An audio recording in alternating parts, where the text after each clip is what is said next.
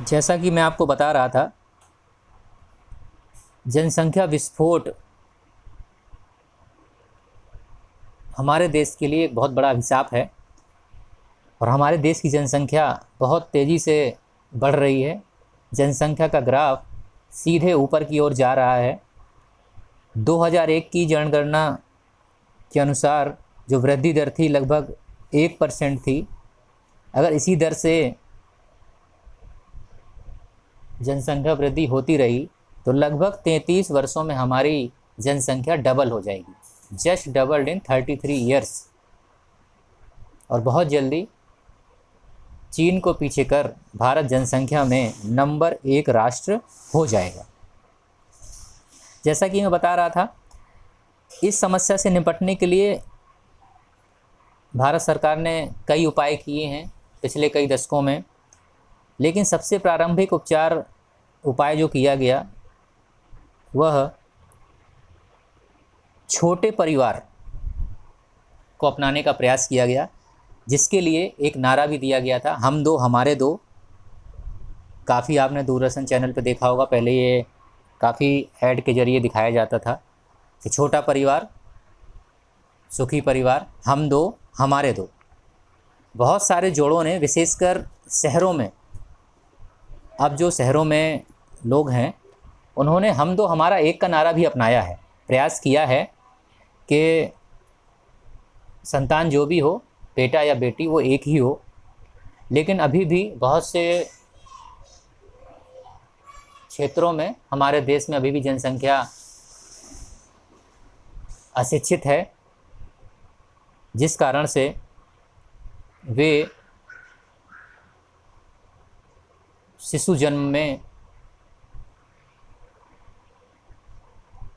किसी भी तरह का कंट्रोल नहीं चाहते और कर भी नहीं पाते। कुछ धर्मों में लोग इसे ईश्वरीय देन मानते हैं, अल्लाह की देन मानते हैं, तो भी बहुत मुश्किल हो जाता है जनसंख्या पर नियंत्रण करना। लेकिन इसके लिए अगर भारत सरकार ने बहुत जल्दी उपाय नहीं किए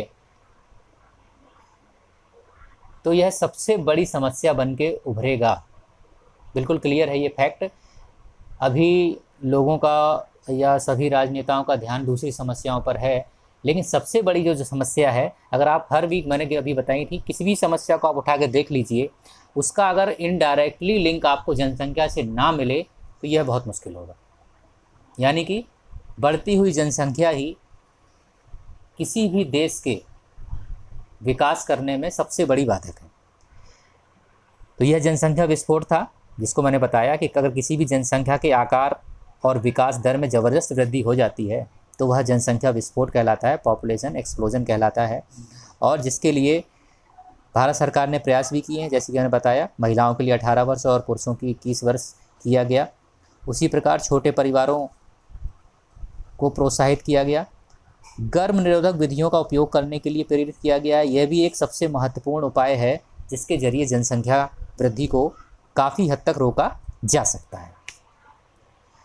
तो अब जनसंख्या वृद्धि को रोका कैसे जा सकता है? तो उसके लिए, जैसा कि मैंने बताया, कुछ पॉइंट यहाँ पे हमने देखे, 18-21 वर्ष वाला, छोटे परिवार वाला भी। तो उसके लिए गर्भ निरोधक जो उपाय हैं वे सबसे ज़्यादा प्रयोग किए जाते हैं और वही सबसे ज़्यादा सफल भी हैं। अब ये गर्भ निरोधक क्या होता है? तो गर्भ निरोधक वे एजेंट्स होते हैं, वे पदार्थ होते हैं, वे विधियां होती हैं जिनके ज़रिए शुक्राणु और अंडाणु को मिलने से रोका जाता है, जिसके द्वारा वे निषेचन ना कर सकें और भ्रूण का विकास, भ्रूण का निर्माण ना हो, जिससे जनसंख्या वृद्धि को काफ़ी हद तक रोका जा सकता है। तो आइए अब जान लेते हैं ये गर्भ निरोधक क्या होना चाहिए। तो एक आदर्श गर्भ निरोधक वह होता है जो प्रयोगकर्ता के लिए हितकारी हो, उसके हितों की रक्षा करने वाला हो, प्रभावी हो और बिना किसी साइड इफ़ेक्ट के हो। मतलब उसका कोई साइड इफ़ेक्ट ना हो, अगर हो तो बहुत कम हो। साथ ही जो उपयोग करता है उसकी कामेच्छा पर, उसके मैथुन में, उसके सेक्स में किसी तरह से ये बाधक भी नहीं होना चाहिए, तभी उसको आदर्श गर्भ निरोधक माना जा सकता है। आज गर्भ निरोध के कई साधन उपलब्ध हैं जो आसानी से उपलब्ध हैं और जिन्हें कई कैटेगरीज में बांटा गया है। तो अगर हम इसको अध्ययन की दृष्टि से, अध्ययन की सुविधा की दृष्टि से पढ़ना चाहें तो दो तरह से हम इसको बांट सकते हैं। एक तो प्राकृतिक विधि, नेचुरल कंट्रोल, और दूसरी होती हैं दूसरी कृत्रिम विधियाँ, आर्टिफिशियल मेथड्स। नेचुरल मेथड्स प्राकृतिक घटनाओं पर आधारित होते हैं। इनमें किसी भी प्रकार के किसी भी साधन का प्रयोग नहीं किया जाता और यह पूरी तरह से सुरक्षित होते हैं क्योंकि इनका कोई साइड इफेक्ट ही नहीं होगा, क्योंकि हमने किसी भी तरह का कोई साधन प्रयोग नहीं किया है। लेकिन इनके असफल रहने की दर भी काफ़ी अधिक हो जाती है। इनमें हमको 90% श्योरिटी भी नहीं मिलती है। इस कारण से जो कृत्रिम गर्भ निरोधक होते हैं वे ज़्यादा भरोसेमंद हैं। हम दोनों ही गर्भ निरोधकों के बारे में जानेंगे, तो इसको हम दो सूटेबल हेडिंग में बांट सकते हैं, प्राकृतिक विधियाँ और कृत्रिम विधियाँ। तो सबसे पहली विधि हम जो डिस्कस करेंगे वो प्राकृतिक विधि डिस्कस करेंगे कि ये प्राकृतिक विधियाँ क्या हैं। तो ये प्राकृतिक विधियाँ इस सिद्धांत पर आधारित हैं कि किस तरह से शुक्राणु और अंडाणु को मिलने से रोका जा सके।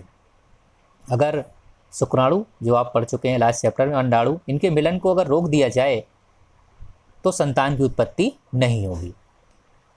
तो इसमें इस प्राकृतिक विधि में पहला उपाय जो अपनाया जाता है, पहला तरीका जो अपनाया जाता है वह है सेल्फ कंट्रोल।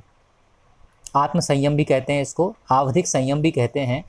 तो ये इस आत्म संयम में या सेल्फ कंट्रोल विधि में क्या होता है, माहवारी के जो आतर्व चक्र मैंने पढ़ाया था उससे 10वें से 17वें दिन की जो अवधि होती है, 10 से 17वें दिन की जो अवधि होती है उसे फर्टाइल अवधि माना जाता है, निषेचन योग्य अवधि माना जाता है, क्योंकि इस अवधि में प्रेग्नेंट होने के, गर्भ धारण करने के अवसर बहुत अधिक होते हैं। इसीलिए जो भी पेयर है वह 10 से 17वें दिन के बीच सहवास करने से, मैथुन करने से बचते हैं। इसीलिए से आत्म संयम या आवधिक संयम या प्राकृतिक विधि के अंतर्गत इसको रखा जाता है और यह बहुत अधिक तक सफल होती है। लेकिन इसमें सबसे बड़ी चीज़ ये है क्योंकि प्रत्येक महिला का आतर्व चक्र डिफरेंट होता है, उसकी जानकारी होना बेहद आवश्यक है कि उस महिला का ओव्यूलेशन किस दिन होता है, उसी आधार पर यह विधि कार्य करेगी, वरना इसके असफल होने के चांस भी काफ़ी हद तक बढ़ जाते हैं। इसी के अंतर्गत प्राकृतिक विधि में दूसरी विधि आती है जिसे हम कहते हैं पुल आउट विधि या अस्वीकृत संबोध या वाह स्खलन भी कहते हैं। एक्सटर्नल एजाकुलेशन या अंतरित मैथुन, क्वाइटस इंटरप्टस ये भी कहा जाता है। इस विधि में मैथुन क्रिया के दौरान स्खलन से पहले, इजाकुलेशन से पहले पुरुष अपने लिंग को महिला की योनि से बाहर निकाल लेता है, यानी कि जो वीर्य का स्खलन है वो महिला की योनि में ना होकर बाहर होता है, जिससे फिर किसी भी तरह से महिला के गर्भ धारण करने की कंडीशन नहीं बनती। और इस तरह से यह भी एक प्राकृतिक विधि है। लेकिन इसके साइड इफ़ेक्ट क्या हैं, इससे महिला और पुरुष में कुछ साइकोलॉजिकल इफ़ेक्ट्स भी डेवलप हो सकते हैं और कुछ और भी कारण, हार्मोनल प्रॉब्लम भी हो सकती है, इसीलिए इसे इतना अच्छा नहीं माना जाता। इसी प्राकृतिक विधि में तीसरी विधि होती है लैक्टेशनल एमेनोरिया, यानी कि स्तनपान अनार्तव। लेकिन यह गर्भ धारण के बाद, शिशु जन्म के बाद लगभग 6 महीने की अवधि, 4 से, ये प्रत्येक महिला के ऊपर बॉडीली कंडीशन पे अलग अलग डिपेंड करती है, फिर भी औसतन 4 से 6 महीने के बीच की अवधि होती है शिशु जन्म के बाद, जब तक महिला अपने बच्चे को भरपूर स्तनपान कराती है। उस समय उसका मासिक धर्म अनुपस्थित रहता है और जब मासिक धर्म अनुपस्थित होगा, ओव्यूलेशन नहीं होगा, और ओव्यूलेशन नहीं होगा तो महिला गर्भ धारण नहीं कर सकती। तो इस विधि को भी पूरी तरह से सुरक्षित माना जाता है। इस काल में जब तक महिला का पीरियड नहीं आ रहा है, ओव्यूलेशन नहीं हो रहा है, महिला कैन नॉट बी प्रेग्नेंट। तो यह भी एक प्राकृतिक विधि है। शिशु जन्म के लगभग 4 से 6 महीने तक महिला प्रेग्नेंट नहीं हो सकती। लेकिन फिर भी यह 100% श्योर नहीं है, क्योंकि प्रत्येक महिला की bodily condition, hormonal condition different होती हैं। तो यह उस महिला के ऊपर डिपेंड करेगा कि उसका मासिक धर्म कब आता है, कब नहीं आता है। एक औसत आधार पर यह लिया गया है कि 4 से 6 महीने की अवधि सुरक्षित मानी जाती है। तो ये 3 विधियां प्राकृतिक विधियों के अंतर्गत में आती हैं। नेक्स्ट टॉपिक के रूप में हम पढ़ेंगे ये कृत्रिम विधियां कौन कौन सी होती हैं। कृत्रिम विधियों में काफ़ी साधन प्रयोग किए जाते हैं, उनके बारे में हम नेक्स्ट वीडियो में डिस्कस करेंगे, क्योंकि वो काफ़ी है तो उनको भी मैं डिटेल में बताऊंगा। Thank you.